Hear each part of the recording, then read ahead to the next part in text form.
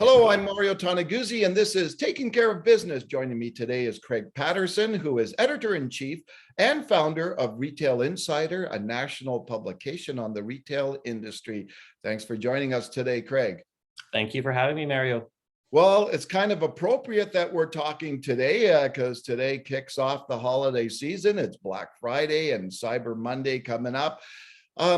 From what you hear and have read and talked to retailers, what are they expecting for this particular part of the season, Black Friday and Cyber Monday, and going into the holidays this year? What are they expecting from consumers? Well, they're expecting hopefully that consumers will be shopping. This is a very, very important time for retailers. They're saying that Black Friday this year and probably the years past could be the busiest shopping day of the year, busier than the days before Christmas, or even I guess Boxing Day, which has been, kind of that traditional holiday for shopping in Canada. So very, very, very important time. We're hearing already, we're recording this in the morning, but I think Moneris is sending out some numbers to us by email. Yeah. And we'll be doing so throughout the day. And it is showing some strong numbers, certainly online already in terms of transactions. And I'm assuming in stores, we're going to be seeing some action as well. Although I don't think we're going to see those crowds where people are fighting over flat screen TVs. And again, that's just because we are in basically a pandemic, I think, anyways, even though things are sort of a little less restricted than they were in the past.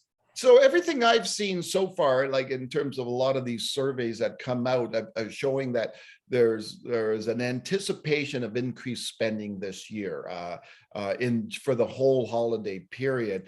What do you think the factors are behind that spending? Well, I think it's a few things. There are people out there who have more money than they did before, whether or not they've saved it because they weren't spending it and going out, or they earned more money than they may have otherwise, or both.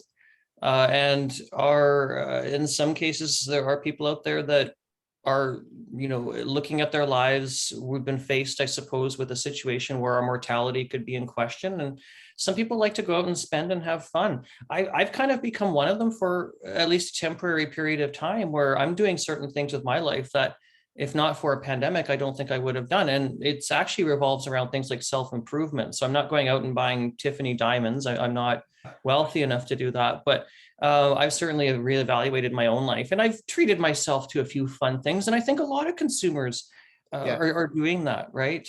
Saying, well, you only live once, and as long as it's not harmful or I don't know, overly hedonistic, who might have judged. But I think that's partly what we're seeing is a bit of either pent up spending or even what some people have called revenge spending, which sounds kind of fun.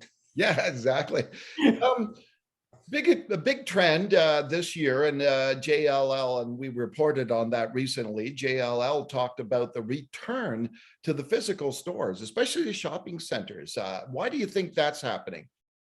Well, I think people are craving a physical experience still, even though we've seen tremendous growth online, and in the virtual world, social media, Instagram, TikTok, etc. People are on their phones a lot, but I think that being on a phone or in a virtual world, mobile device, computer, whatever that would be, is really different than having that physical, tangible experience. And I think that there are certainly some people, not everyone, of course, there's different consumer segments, but a good chunk of the population, I would think, is still wanting a physical experience, whether or not that's just out of, desire, a little bit of nostalgia. We are humans that want to feel things and touch things, and many of us are social and want to interact with each other. Not everyone, again, but I don't want to make generalizations, but I am. And I think with that, again, people are either seeking an experience in a store or are seeking to have that tangible experience with a product, touching it and feeling it, saying, I know what kind of material is this, that it's a face mask. And sometimes you don't want to buy something online, you want to try it on, or you want to at least see it with your own eyes. Well, let's talk about that online industry. Like, obviously it was growing. The e-commerce was growing prior to the pandemic, just accelerated through the pandemic. And my gosh, even myself, I jokingly said to people the other day, I ventured into a new area. I finally bought something over Amazon. Welcome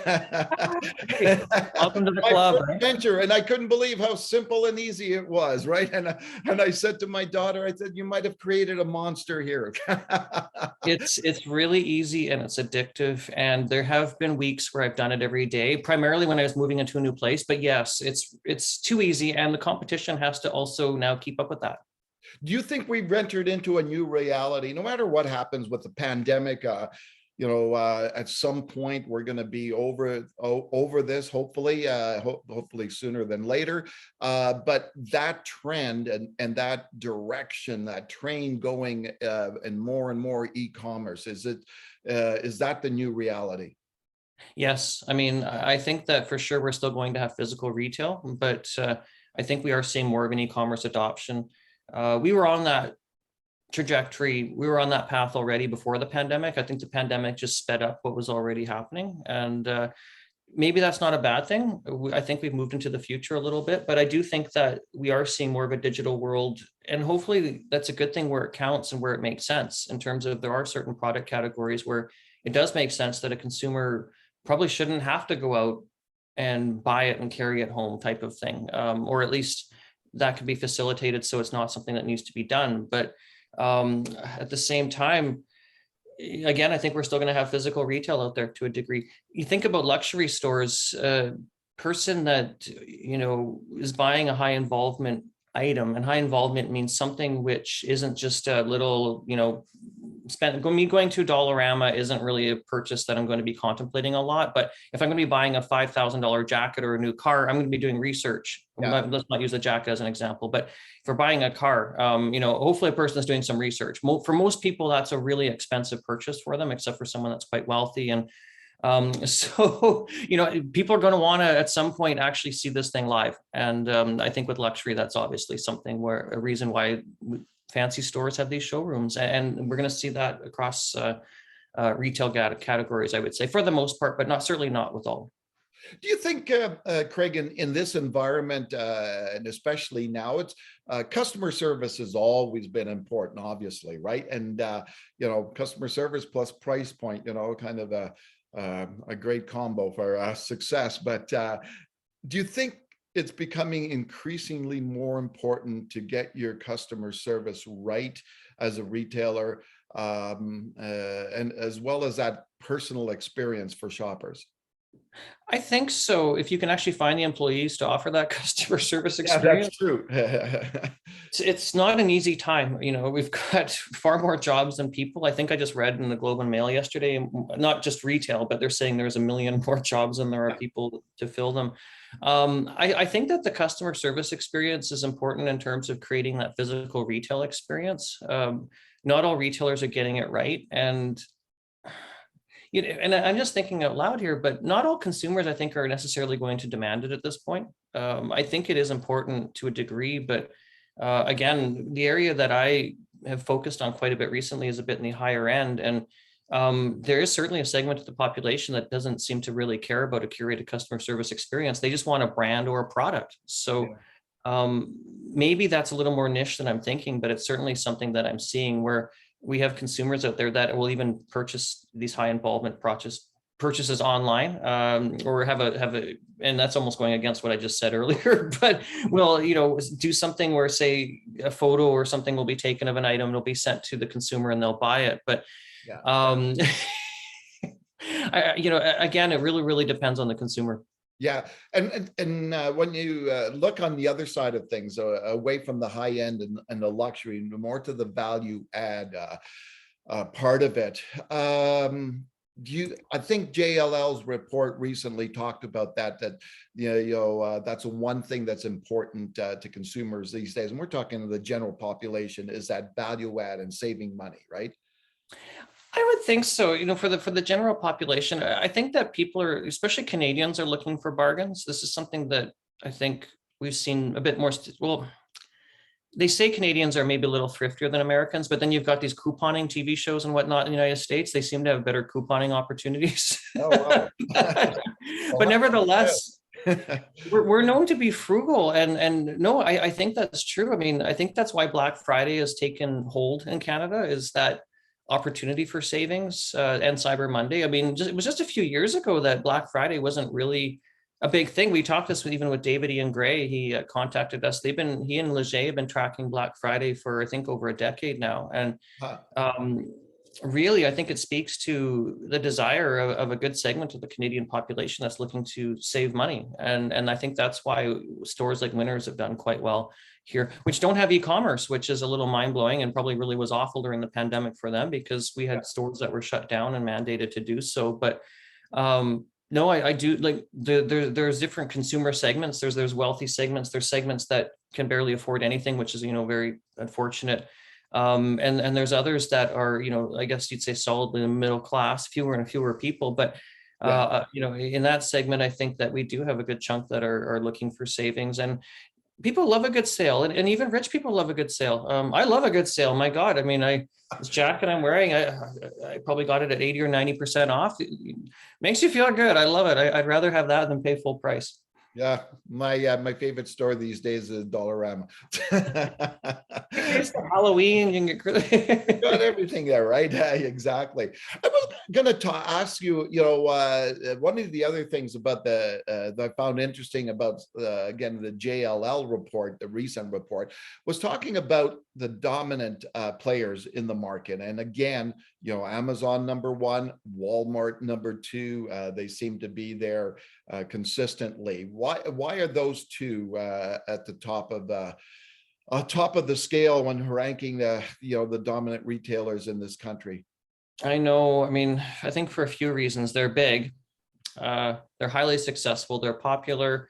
I think they've done a few things right. Amazon, as you mentioned, is a fairly easy purchase experience. I mean, there's a lot of stuff on Amazon, but the actual purchase path is not that challenging. I could go on and in less than a minute buy something, I'm sure, and get it the next day. That's the other thing, is the speed. I know that when I moved into a new place and had to furnish it, it was during mass lockdowns in Toronto. And I had to buy everything online, but also I was in a bit of a rush for certain things, and I would have loved to have supported a small retailer online, but ended up going with what would be reliable. I knew Amazon was going to get me my stuff when I needed it. Walmart, physical stores as well as online, of course, but Walmart has put incredible investments into its Canadian operations and is offering Canadians lower prices. It almost sounds like a commercial, but lower prices, broad selection. You can buy it online. You can get it in their stores. Walmart's been incredibly popular. Retailers like Costco, again, we didn't mention that one of the two, but again, a very, very highly successful retailer in Canada. Canadians love their discounts if they're in that sort of suburban shopping mentality. And Costco really serves that quite well. My mom has a Costco membership for the first time in her life, and she's over 70 years old. So which the world is changing. Which reminds me, I think I have to do some shopping today.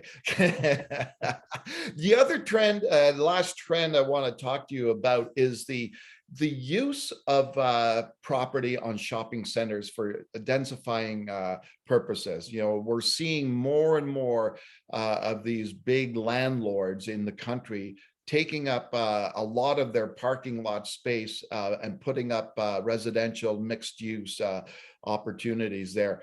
Do you see that continuing, and why is this a trend these days? I definitely see it continuing in markets where it makes sense, and that would involve real estate prices which would warrant a redevelopment, and we're seeing that quite a bit across the country. The Vancouver and Toronto markets would have the highest real estate prices in the country, and thus the shopping centers, the low-lying shopping centers with lots of parking around them and say a 1 or 2 level mall, it really does make sense to densify that site. If you think about it as a landlord, you've got acres of parking around a low density commercial structure. And these shopping centers, even if they were built on the edge of a city at one time, have become integral to the communities as communities have developed around them. So these shopping centers may very well have good transit connectivity as well as automobile, which means that this becomes a desirable location potentially for residential. So if a developer is looking to make money, they may look to, for example, make money in a chunk, put a condominium tower on site, say on a parking lot. At some point, the actual shopping center itself could be demolished, but depending on where and what, this could be, decades, or it may never happen, who knows? But nevertheless, you'd see intensification on the site. A developer may also look at doing rental housing, because that creates a consistent revenue stream as opposed to a one-time condominium purchase. So I know that some shopping center landlords out there have looked at rental housing as part of that growth. So I do think that in markets where it makes financial sense, this is going to be, again, primarily Vancouver and Toronto, but now we're seeing it in Calgary, Edmonton, Ottawa, Montreal, possibly, well, Halifax, they're saying with Micmac Mall, they're looking at doing residential intensification. So now that means that this is a national phenomenon. Again, with British Columbia and Ontario being at the forefront, just given that the real estate prices are there and the density is there. And I think this is absolutely a thing. And the question is, and I'm just going on blabbing because I'm also the person that does the study and the shopping center study where we look at the density, and it's interesting because it's more about money, I think, than a retail experience. This isn't about creating, it speaks to the success of the shopping center property, I think, financially. It's giving some shoppers to the shopping center, but I don't think it's necessarily something that's going to be, we're creating a better retail mix. It's creating a better financial mix, but maybe that's okay too. Yeah, exactly. We have too much retail space in Canada, probably. Yeah. All right, Craig, thanks very much for your time and helping this. Thanks for having me, Mario, and happy shopping. Yeah, I'm wondering, am I going to be mad enough to go out, venture outside my home today? I don't know. Yeah, it depends where you go. All right, super. Thanks, Craig. That was Craig Patterson, who is editor-in-chief and founder of Retail Insider. I'm Mario Toneguzzi, and this is Taking Care of Business. Thanks for joining us today.